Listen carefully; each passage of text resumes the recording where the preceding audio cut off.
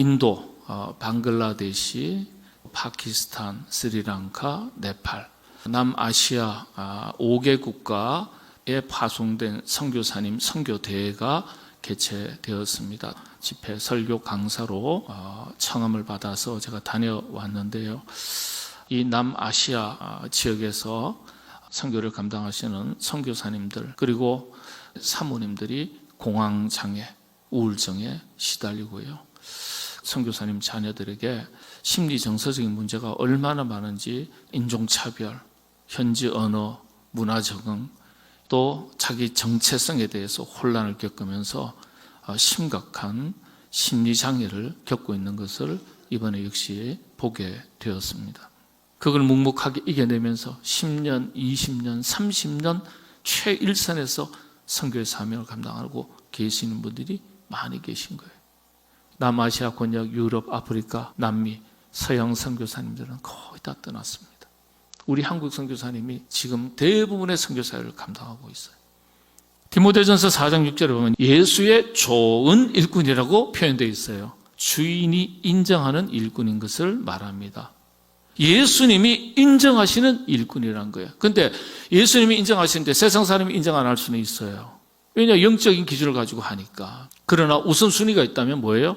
예수님께서 인정하시는 일꾼이 우선이라는 거예요. 여러분들, 우리 한국이 점점 잘 사는 나라, 경제적으로 부강한 나라가 되는 건 참 좋은 일이고, 이 한국의 문화가 전 세계에 뻗어나가는 건 대단히 중요한 일이라 생각합니다. 왜냐?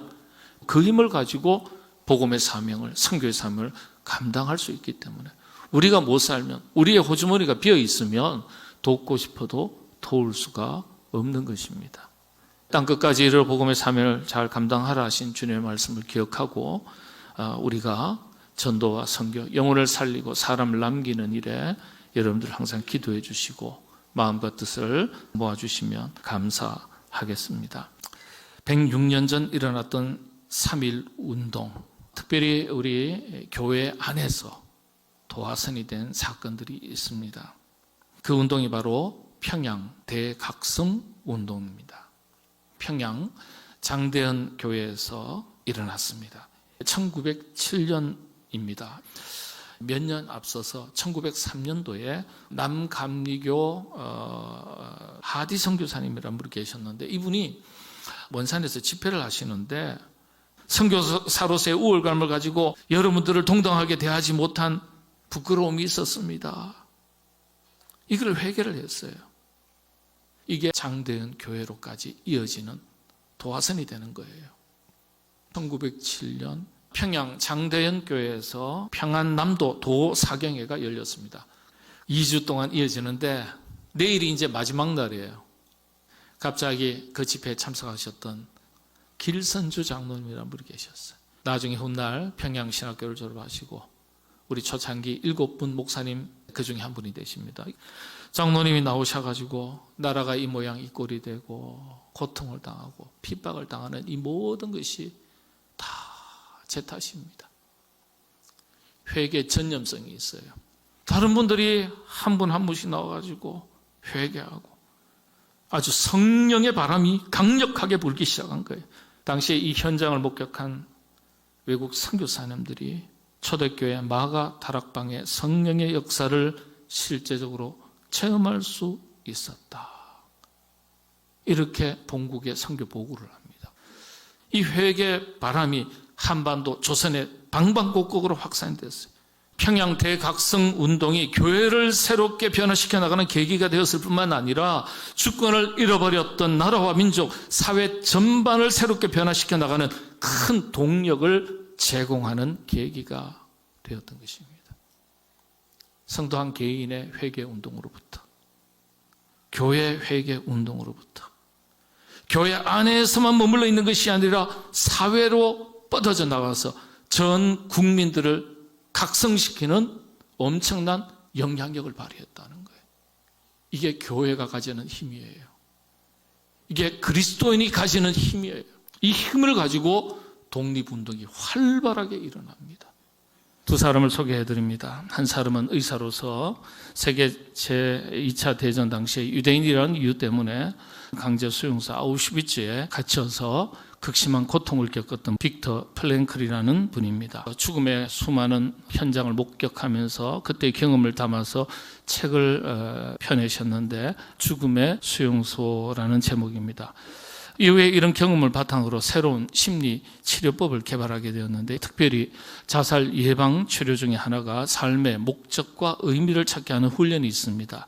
신기하게도 삶의 목적과 의미가 분명해질수록 자살률이 줄어든다는 사실을 이분이 의학적으로 밝혀냅니다. 다른 한 사람입니다. 근세 시대에 쇼펜하우라는 유명한 철학자가 있습니다. 염세주의 철학의 대가라고 알려져 있습니다. 이 철학자가 쓴 유명한 책 중에 하나가 자살론이라는 책입니다. 이 책에서 이분이요, 세상에서 가장 행복한 것은 태어나진 않은 것이다. 두 번째로 행복한 것은 태어났다면 빨리 생을 마치는 것이다. 동시에 신이 인간에게 준 최고의 특권은 스스로 자살할 수 있는 권리다, 이렇게 주장했습니다. 아이러니컬하게 그는 자살하지 않았습니다. 자, 이 두 사람, 한 사람은 삶의 목적과 의미를 통해서 새로운 인생을 살 수 있다고 그렇게 말하고요, 다른 한 사람은 삶의 목적과 의미는 괴로움, 고통뿐이다, 이렇게 이야기했습니다. 전혀 다른 결과를 낳았습니다. 한 사람은 수많은 생명을 살리는 길로 인도했고요, 다른 한 사람은 수많은 생명을 죽음의 길로 인도했습니다. 이 쇼펜하우의 자살론의 책이 나오면서 유럽의 청년들이 한 20여만 명이 자살했다고 그렇게 통계적으로 알려져 있습니다. 생명을 살리는 일에 우리가 쓰임받아야지 생명을 죽음에 이르게 하는 일에 이용된다면 그 참 어리석은 인생 아니겠습니까? 닭이 곧 두 번째 울더라. 그때 딱 베드로가 제정신이 든 거예요. 자기에게 하신 말씀, 두 번 울기 전에 나를 부인하리라 하심이 기억되어 그 일을 생각하고 울었더라. 여러분, 베드로의 축복입니다. 이게 베드로가 여기에서 가룟 유다하고 갈라지는 겁니다. 베드로도 예수님을 배반했고요, 가룟 유다도 예수님을 배반했어요. 배반한 것 같은데 뒷마무리가 다른 거예요.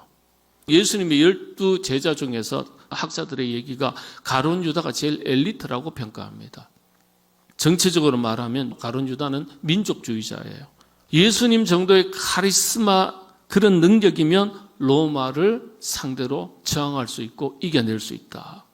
그래서 따랐는데 내 나라는 땅에 있지 않다, 뭐 하늘에 있다 말씀하시고 헷갈린단 말이에요.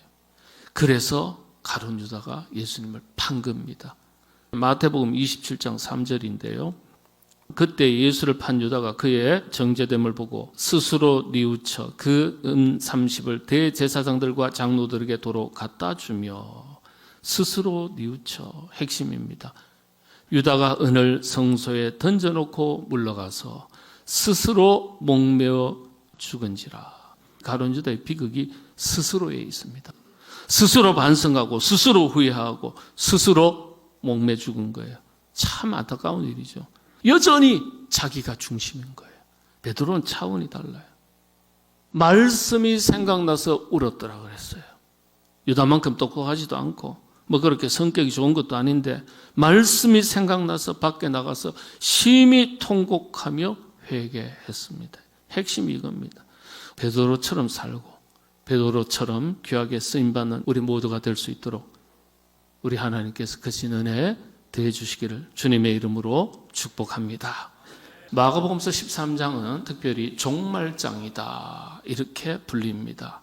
종말의 시대를 살아가는 성도들의 태도, 영적인 자세에 대한 교훈을 담고 있는 말씀이기 때문에 종말장이다, 이렇게 부릅니다. 첫 번째는요, 말세의 징조들에 대해서 설명하십니다. 그게 1절부터 한 13절까지의 내용인데, 예수님께서는 마지막 때에 난리가 날 거다. 헬라 원어에 보면 전쟁입니다. 그리고 지진, 기근과 같은 큰 재난이 있을 것이다, 이렇게 말씀하셨어요.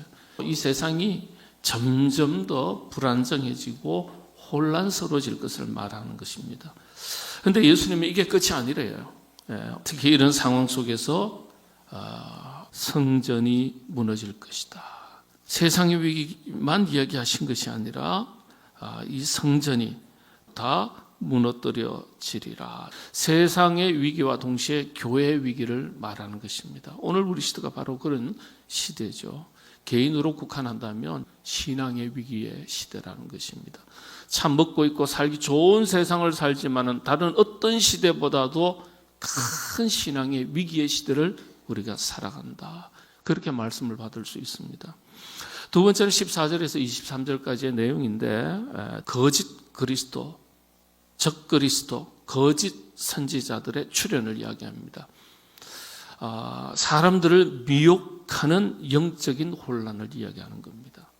다시 말씀을 드리면 믿음의 길을 이탈하게 하고 정도를 벗어나게 하고 삶의 목적과 방향을 잃어버리게 하고 영적으로 방황하게 하는 모든 것을 의미하는 겁니다. 주님은 이것이 그리스도인들에게 세상의 난리보다 더 무서운 환난인 것을 말씀하시는 겁니다. 그런데 이게 환난인 줄 잘 인식하지 못해요. 영적으로 눈이 어두워서 그렇습니다. 예수님 종말의 시대에 이런 일들이 다반사로 벌어진다고 말씀하시는 거예요. 지금이 바로 그런 시대 아니겠습니까? 세상의 위기는 물론이고 성전이 무너지는 교회 위기를 겪고 있는 시대입니다. 그런데 주님이 이 엄청난 무서운 시련과 환난 속에서도 우리 그리스도인들이 낙심하지 않도록 또 하나 소망을 말씀하시는 것입니다. 바로 24절부터 27절까지의 말씀입니다. 인자가 오신다고 성경이 기록하고 있습니다. 혼란과 환난 한가운데서 인자가 큰 권능과 영광으로 오실 것을 말씀하고 있습니다. 이건 마지막 시대를 살아가는 성도에게 주시는 가장 큰 소망이에요. 인자가 오신다는 것. 두 가지 해석이 있습니다. 모든 시련과 환난으로부터 자기 백성들을 건져내실 것을 의미하는 것이죠. 또 궁극적으로 마지막 날 다시 오실 주님의 재림과 함께 구원을 의미합니다. 오늘 우리 시대의 믿음의 백성들에게 주시는 은혜가 있음을 잊지 말라는 소망의 약속이기도 합니다. 저와 여러분 우리 모두가 힘든 세상을 살더라도 이런 은혜가 우리에게 반드시 주어질 것을 믿고 힘내시기를 바랍니다. 주님께서 주신 사명을 감당하는 일꾼에 대해서 성경이 가르쳐주는 바 일꾼이 되는 과정이 있는데 4단계입니다. 이건 그리스도인들의 영적 수준과도 같은 겁니다. 첫 번째는요, 간단하게 도표를 한번 보시면 시크라는 단계가 있어요. 우리 한국에서는 구도자라고 이야기합니다. 구도자, 시커, 길을 찾는 사람을 말합니다. 그 다음 단계가 디사이플, 우리 흔히 말하는 제자, 훈련받는 사람을 말할 때 제자라고 말하는 겁니다. 이게 일꾼이 아니에요, 사실은요. 제자는요. 제자의 단계가 있어요. 그럼 세 번째 단계는요, 파슬. 헬라어로는 아포스톨로스라고 그럽니다. 보냄을 받은 사람, 이런 뜻이거든요. 사도, 본격적으로 일을 하는 사람이에요. 그 다음에 마지막 단계, 아주 성숙한 단계, 일꾼, 코워크라는 겁니다. 동역자라고 말합니다. 교회 일은, 하나님 나라의 일은요, 절대 혼자 하는 것 아니에요. 함께 잘하는 거예요. 일 잘하는 일꾼의 마지막 4번째 단계가 동역자로서의 일꾼이에요. 첫 번째가 뭐라고요? seek, 구도자라고 그랬어요. 우리 한국에는 이 예배가 없어요. 길을 찾고, 길을 묻고, 길을 찾고, 그런 분위기죠. 물론 여기에는 초신자도 포함되어 있습니다. 길을 찾는 사람이죠. 그래서 이분들을 위한 예배가 따로 있어요. 구도자 예배가. 우리 한국에는 일부 이제 카톨릭에서는 조금 있기도 한데, 길을 찾는 사람. 교회 안에는요, 길을 찾는 사람들이 많습니다. 인생의 길이든지 신앙의 길이든지 나를 향하신 하나님의 뜻이 무엇인지, 그리고 신앙의 깊이를 호기심을 가지고 여러 가지 길을 찾는 이 단계에서는 잘 듣는 것이 필요합니다. 여러분, 믿음은 들음에서 난다고 했죠. 이건 신앙의 기초입니다. 그런데 이 신앙의 기초가 잘 안 된 그리스도인들이 교회 안에 의외로 많아요. 여러분, 일꾼의 가장 기본적인 기초가 뭐예요? 주인의 음성을 잘 듣고 주인의 뜻이 무엇인지 잘 분별하는 것이 우선이지 일하는 게 우선이 아니에요. 그러면요, 첫 번째가 잘 듣는 게 훈련이 돼 있어야 돼요. 근데 잘 안 들려요. 자기 소리가 너무 크면 다른 소리가 안 들려요. 남의 소리가 안 들려요. 성경에서는 그걸 자기의라고 말합니다. 자기 기준을 말하는 거예요. 자기 생각을 말합니다. 자기 경험을 말해요. 자기 생각, 자기 판단, 자기 기준. 이처럼 자기가 중심되는 자기의가 너무 강해가지고요, 말씀이 잘 들리지 않는 것입니다. 그래서 자기의에서 조금만 비켜나면 다른 것들은 틀렸다, 잘못됐다, 아닌 것 같다, 그렇게 생각하고 판단하고 비난하는 경우가 많습니다. 잘 듣는 것이 없으면 하나님의 풍성한 은혜를 경험하기 어렵습니다. 신앙세계의 영적 깊은 은혜를 경험하지 못하게 되는 거예요. 그러니까 하나님 말씀을 잘 들으려면요, 모든 것을 내려놓을 줄 알아야 돼요. 이 훈련이 잘 돼야 돼요. 그 훈련을 해야 되는 거예요. 완전한 범위죠. 자연에도 사계절이 있듯이요, 우리 영혼에도 사계절이 있다, 그렇게 말합니다. 빌 블라이트라는 목사님은요, 처음으로 그리스도의 계절이라는 용어를 사용하셨어요. 나무가 자라서 열매를 맺으려면요, 사계절이 다 필요한 것처럼 우리 영혼에도 사계절이 있다. 영혼의 사계절을 자연의 사계절에 비유해서 어떻게 표현할 수 있겠습니까? 시편 1편 3절의 말씀, 이런 말씀이 있습니다. 그는 시냇가에 심은 나무가 철을 따라 열매를 맺으며 그 잎사귀가 마르지 아니함 같으니 그가 하는 모든 일이 다 형통하리로다. 어떤 철입니까? 사시사철, 봄, 여름, 가을, 겨울을 말합니다. 그런데 겨울은요, 모든 것이 얼어붙어 있고 마치 죽어 있는 것처럼 보여서 그런지 신앙적인 관점에서도 겨울을 어떻게 표현합니까? 고난, 고통, 시련, 어떤 역경, 이런 것을 의미할 때 영혼의 겨울이다, 그렇게 표현하는 경우가 많습니다. 그런데 이 영혼의 겨울, 시련과 역경, 고난을 상징하는 영혼의 겨울이요, 그런데 불필요한 게 아니라는 사실입니다. 우리에게 꼭 필요한 계절입니다. 그런 시절을 다 하나둘씩 다 지나서 생명이 이어지고 열매를 맺기 때문입니다. 이 시대의 탁월한 영성 작가로, 목회자로 알려져 있는 마크 부캐넌 목사님 같은 경우는요, 이 사계절을 우리가 거치면서 우리 그리스도인들에게 통찰력이 필요하다는 거예요. 그냥 시간의 흐름에 따라서 지나가는 사계절이 아니라 나는 어떤 계절을 지나가고 있는가, 우리 자신을 영적인 관점에서 들여다볼 그런 통찰력이 필요하다고 강조를 했습니다. 마크 부캐넌 목사님 같은 경우는요, 그리스도인들이 영적인 기준으로 균형 잡힌 삶을 살아야 하는데 참 기초 기준이 뭐냐, 이게 먼저 갖추어지고 그 다음에 열심히 일해서 세상적인 성공도 하고 돈도 벌고 사업도 하고 좋은 것도 선한 일도 하고 사회적 성공도 이루어가야 된다는 거예요. 근데 그런 기초가 뭐냐? 그게 하나님과의 올바른 관계라고 말합니다. 그런데 조금 막연하죠. 올바른 관계를 뭐라고 이야기할까요? 교부 어거스틴이 그랬습니다. 우리가 하나님과의 바른 관계를 맺는 것은 말씀이에요. 성경대로요. 하나님의 말씀을 전적으로 신뢰하고 그분 말씀에 순종하는 거예요. 그 말씀대로 사는 거예요. 그 말씀 우리 삶의 기준이 되는 거예요. 순전한 믿음, 성경적인 믿음을 자라가게 하는 것입니다. 여러분들 인생에 겨울이 찾아올 수 있습니다. 시련과 역경. 그런데 그런 시련과 역경, 이 속에서 연약한 것과 강한 것이 구별됩니다. 지혜로운 것과 어리석은 것이 구별됩니다. 진짜와 가짜가 구별됩니다. 다른 어떠한 계절도 할 수 없는 거죠. 눈에 보이는 얼어붙은 현실과 눈에 보이지 않는 믿음이 뒤섞이는 계절이에요. 최악의 상황과 그 상황과 맞선 불변의 믿음이 뒤섞이는 계절입니다. 그래서 영혼의 계절이라는 측면에서 볼 때 겨울보다 더 좋은 계절이 없어요. 왜냐? 당장은 힘들어 보이고 아파 보이는 것 같아도 그것을 통해서 하나님과 나와의 바른 관계를 점검하고 혹 잘못되어 있는 부분이 있다면 수정할 수 있는 기회가 되기 때문에 그렇습니다.